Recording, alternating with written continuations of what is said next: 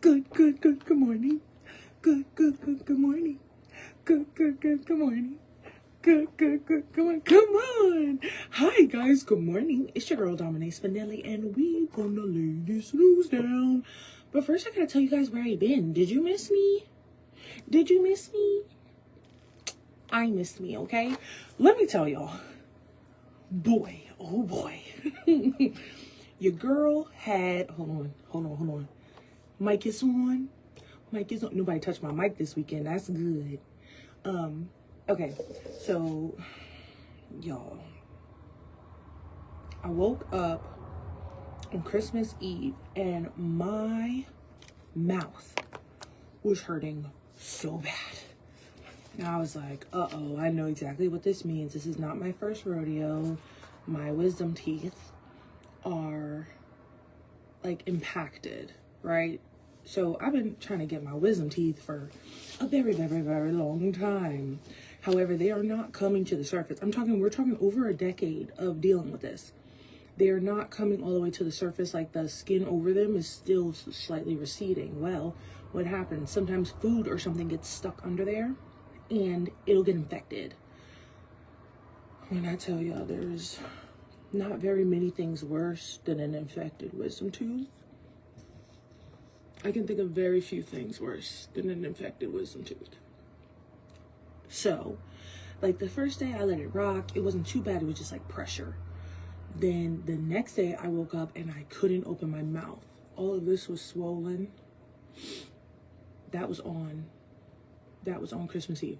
So all of this was swollen and I could feel it like up behind my ear. And I could barely put the toothbrush in my mouth. Like I had to switch toothbrushes and I had to buy another, like a softer toothbrush and everything because I was hurting myself. So I went to the doctors, they put me on antibiotics. And I'm like, okay, I'll be fine. Antibiotics, painkillers, we'll be fine. Well, it took several days for them to set in. Like today, I didn't wake up in massive amounts of pain. But for the first 3 days, I was waking up at 3 o'clock in the morning like, Lord, come on. And then when Friday, so I came into work for Christmas, I worked, I did my thing. And then I told my boss after that, I was like, I'm not coming in tomorrow. I couldn't open my mouth.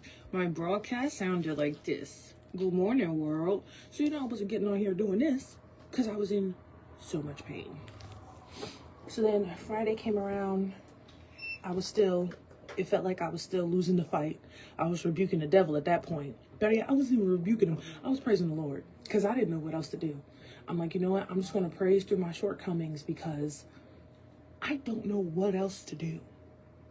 And it's funny because I couldn't even praise in my mouth. It sounded like, praise the Lord, hallelujah, with my teeth together. But all that to say, look, your girl could open her mouth again. I could eat food. I was on a liquid diet for like the first 3 days for sure. But I'm back to eating solid foods. Still only chewing on one side, but that's better than nothing. The waist looking real good because of the liquid diet, okay? Speaking of the waist, let me show you the fit. Real quick. You like my pants? You like my pants? I like my pants. Love the fit. I was going like simpler, but still very demure, very adult.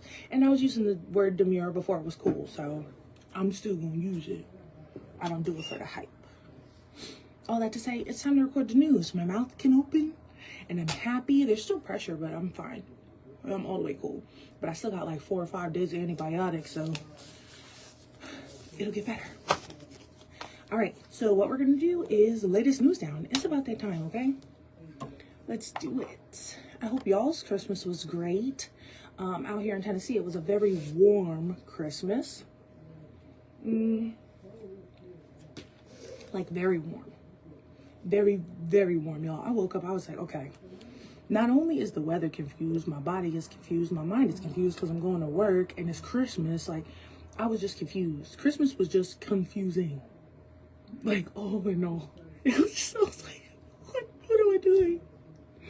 I really had to stop and be like, okay, this is what you wanted for your life. For now. Because I understand you got to make sacrifices to get where you got to go. I'm just sacrificing. It's totally cool. But golly. All right, let me put my glasses on and get ready to lay the snows down. Ooh.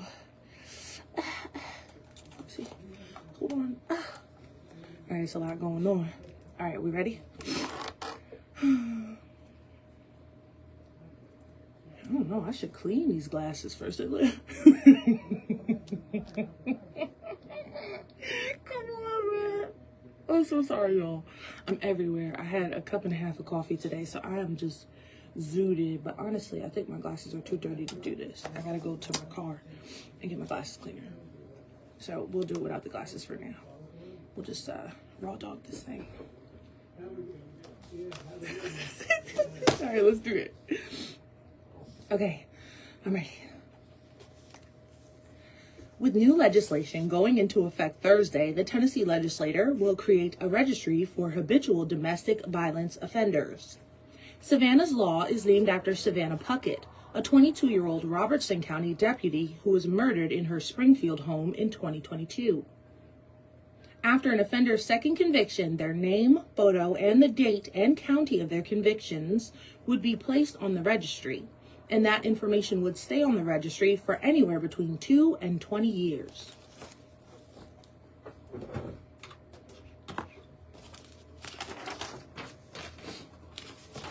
Oh, come on now. A North Memphis employer announced they are laying off nearly 100 of its employees. After filing a warn notice with the Tennessee Department of Labor and Workforce Development December 19th, it was announced that Archer Daniels Midland Co. will permanently close its North Memphis facility at the end of January, resulting in layoffs.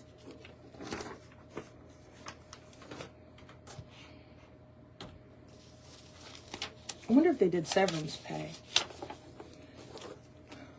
If you're looking to dispose of your used Christmas tree, the Kentucky Department of Fish and Wildlife will accept tree donations beginning this Friday.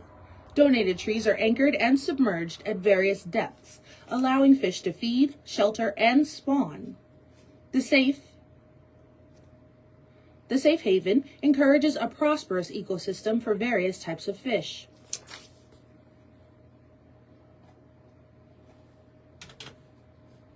Keep going. Local anglers also benefit from the creation of fishing hotspots around the sunken brush piles. Evergreen trees will be accepted from this Friday through January 16th at the drop-off locations listed on the department's website. Trees with remaining decor, limbs, wreaths, brush, or other plants will not be accepted. The trees must be real.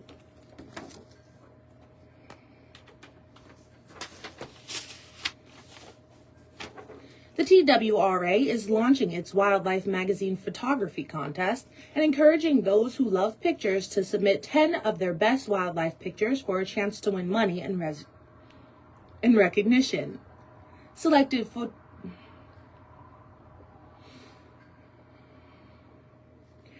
photographs will be featured in the Tennessee Wildlife Calendar, license cards, and other state wildlife agency publications. Photographs should include animals primarily native to Tennessee, in addition to outdoor scenes such as hunting, fishing, or boating. Details for the photo contest are on the TWRA website with a deadline of March 20th.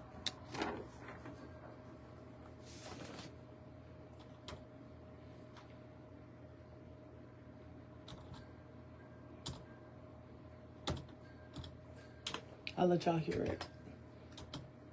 Recognition.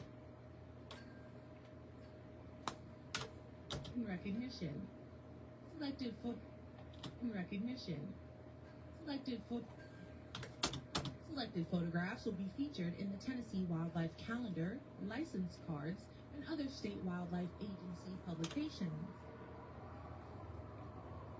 Photographs should include animals primarily native to Tennessee, in addition to outdoor scenes such as hunting, fishing, or boating. Details for the photo contest are on the TWRA website with a deadline of March 20th. All right.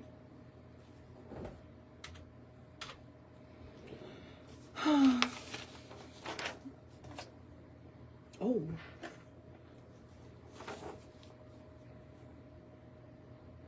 You good for me? Someone's okay. Hold on one second, y'all. Good morning. It's okay. What's going on, Miss Do you have a bracket for the basketball tournament going on in Huntington? I think I just printed it out. I can print it out. You want me to bring it to you in a second? Is it going to print? I can get it. You going to print it back here? Yes. Break room? Uh-huh. I'll get it for him. Thank you. Thank you. The bracket. Oh, God. I hope this is what she needs. Good morning, Miss Cindy.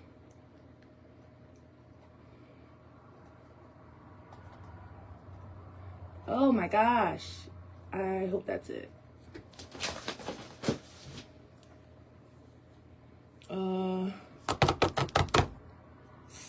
Let me call Katie. Where's she calling me from? She's back there by Robert. Oh no. She called me from Star 95.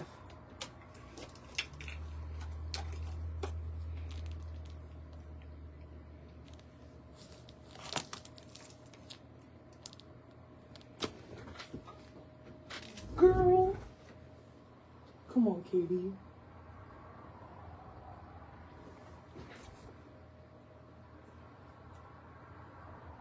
I hope that's it, Lord. Let's see if that's it.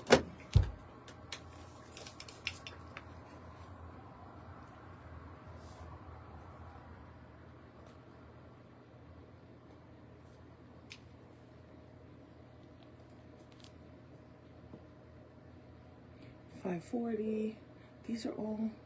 These are not the right dates. Oh my goodness.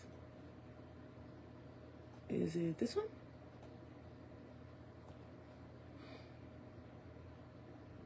I hope my recorder's not still running. Alright, well, you know what? I gotta get back to what I'm doing. But I need that now. Let's see, a roster.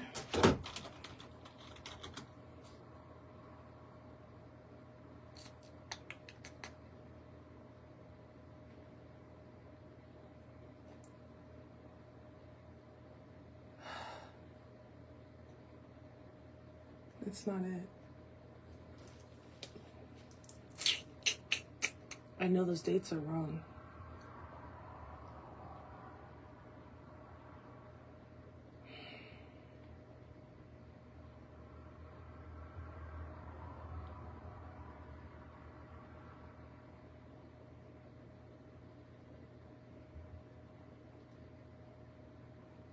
That's all I got. All right, focus. You know you can't give somebody with ADHD 3 things to do at one time. Good morning, everybody. I tried, but honestly, that's all I got. Let me try tournament. Let me just try one more thing because I don't want to give up. Soccer, basketball, but that's from November.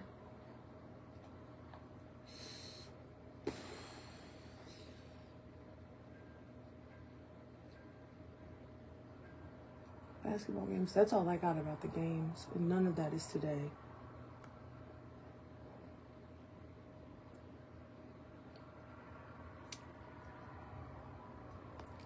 All right, we're back at it. All right, my mic is on. Mic is on. Yeah, the mic is on. All right, let's do it. The Tennessee Department of Agriculture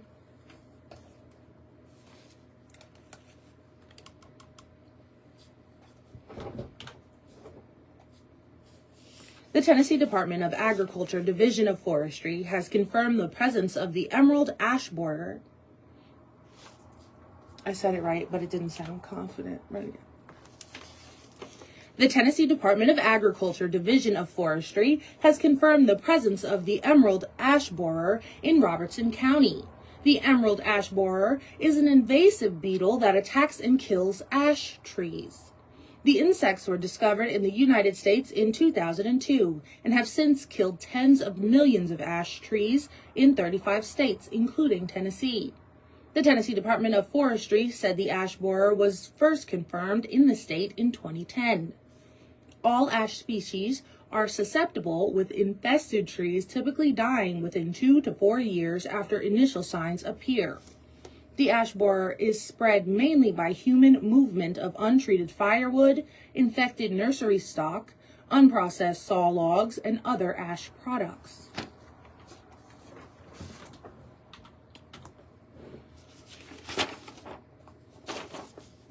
The Kentucky Transportation Cabinet has announced the reopening of a bridge in Fulton County. Transportation officials said Kentucky 2140 between Kentucky 94 and Kentucky 1129 is now open for traffic following the bridge replacement project. As a safety precaution, the bridge was closed on February 6 due to substructure deterioration. Transportation reports said approximately 55 vehicles pass by the bridge each day. Construction on the new Kentucky 2140 bridge was listed at $393,000. I'll help her as soon as I'm done laying these down, because now I can't think past.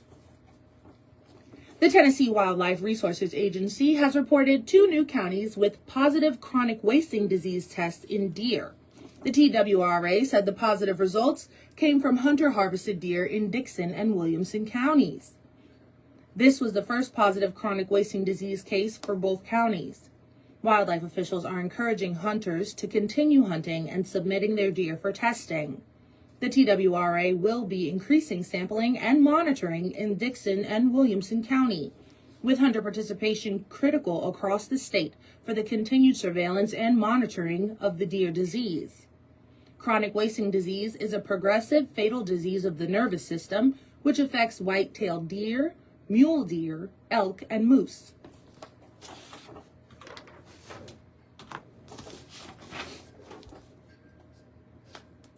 The Tennessee Department of Finance and Administration reported some varied figures for their November report. Commissioner Jim Bryson announced revenues for November were $1.5 billion, which is $156.1 million more than November of last year. But the monthly report was $49.9 million less than the budgeted estimate. The monthly report showed general fund revenues at $58.2 million less than the November estimate, while 4 other funds that share in the state tax revenues were $8.3 million more than the estimates. Despite not meeting the budget estimate, Commissioner Bryson said consumer spending has remained strong, as evidenced by robust sales and use tax collections linked to October's taxable sales activity. Commissioner Bryson said lower than expected corporate tax receipts led to November revenues falling below forecasted estimates. Whew, okay. Now let's do sports, cause we here. Sports. Let me see, any sounds? No sounds. All right.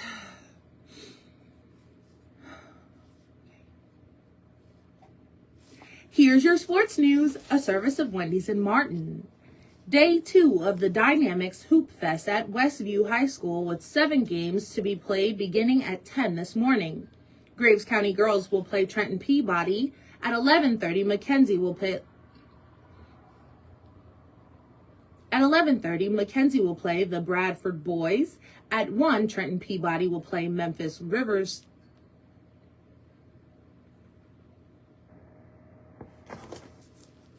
This one. At 1, Trenton Peabody will play Memphis Riversdale boys. At 2:30, USJ girls will play Nashville Ensworth.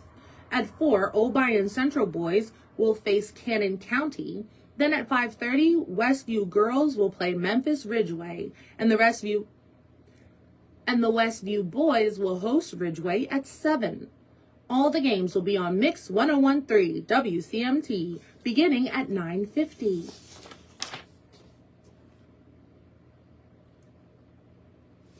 Okay, that has to go because this is going to air at like 5 o'clock at night. I'm going to have to edit this whole thing. And that's okay. I have to do some chopping.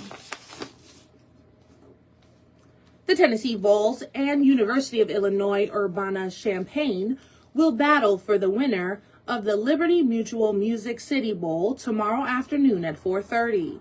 Airtime is at 2:30 with kickoff at 4:30 on Star 95.1.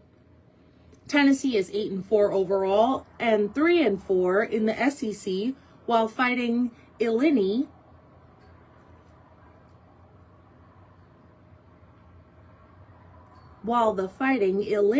is also 8-4 and were 5-4 in the Big Ten. It will be the first meeting between the two on the gridiron.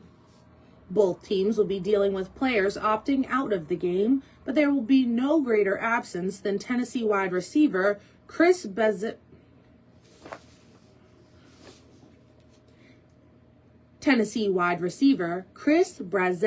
II, who leads the team with 1,017 receiving yards and 9 receiving touchdowns.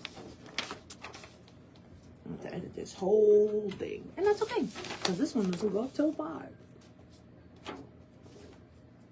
Tyler Show threw a 10-yard touchdown pass to Kevin Austin Jr. with 6 minutes 22 seconds left to put New Orleans Saints ahead to stay as they rallied from a 13-point deficit to beat the Tennessee Titans 34-26 Sunday. Show improved to 5-3 as a starter, helping the Saints win their 4th straight. He outplayed Cam Ward in this NFL's 3rd game between starting rookie quarterbacks this season. Show was 22 of 27 for a career-best 333 yards and 2 touchdowns with a 142.7 passer rating. Ward threw for 251 yards and 2 touchdowns. The Titans now go into the 2026 season trying to string together consecutive wins. That's Sports on WCMT, sponsored by Wendy's of Martin. I'm Dominique Spinelli. I might be back, y'all. Let me get this checked. I think this is what she wants. Miss Cindy?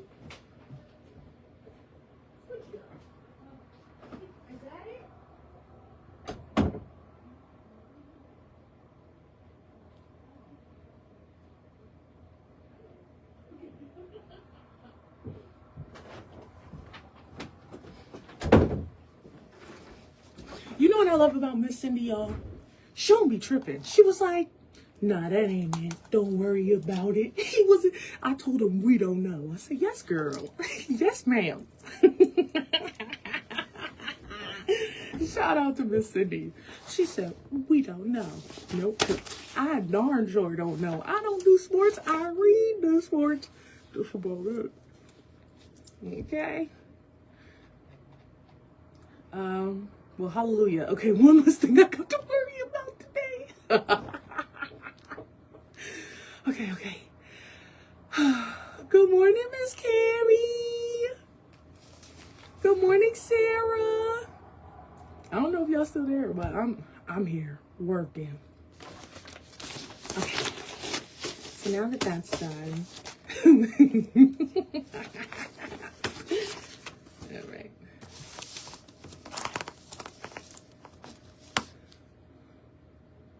Y'all ever get a song stuck in your head and you just cannot, like, you ever get introduced to a new song and then you play it a million times? Excuse me. Right now I got this song. It's on repeat so bad that I feel bad. Like, it's not the worst song, like, as far as like Fleshly. It's not the worst of the worst, but I keep playing it. It's on repeat. And in my head, it just keeps going, like that guitar, man. I probably shouldn't have did that. But yeah, y'all, oh my gosh.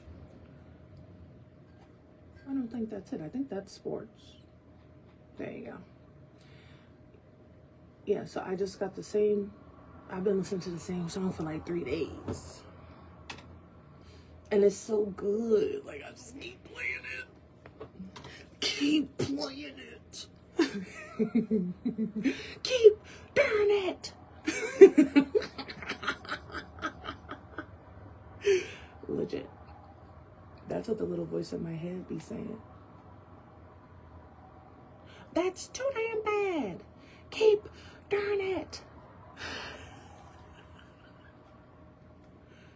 Alright, let me see.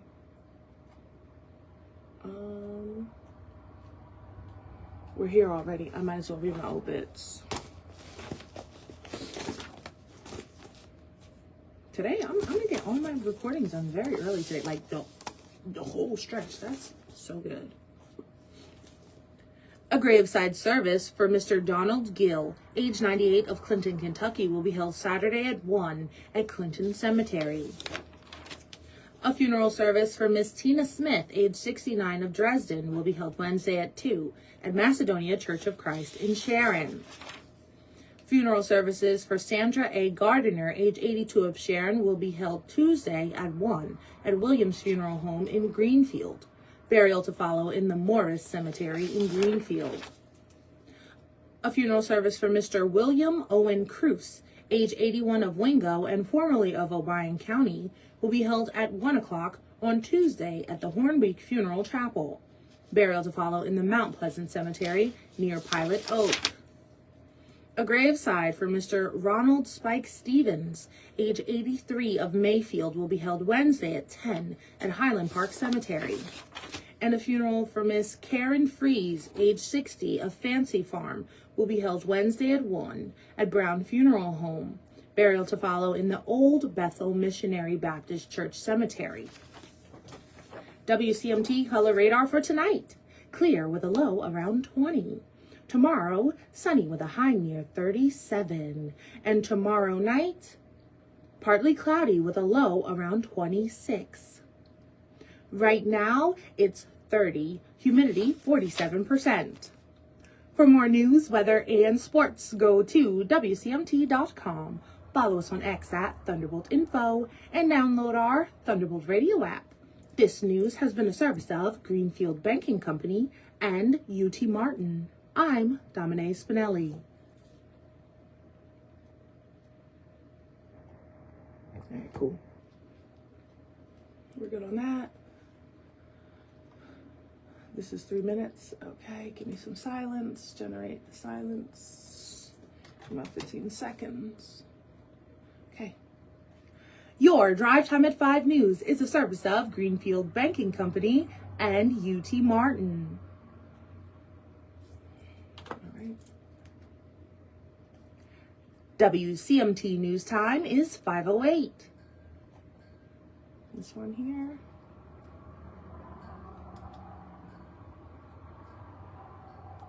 Cool. This one here.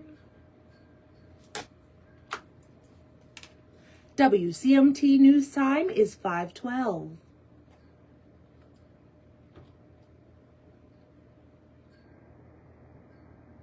Okay, and then we have sports.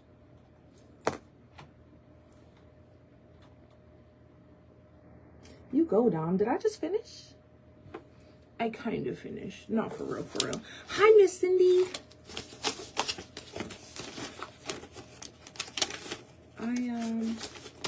Yeah, I actually think I'm done for this part of my day. Now I've just got to do some cleanups, do some cuts, and get some news for tomorrow and for the next few days because I got somewhere to go after New Year, so I gotta try to I have to try to pre-write as much news as I can before I leave up out of here.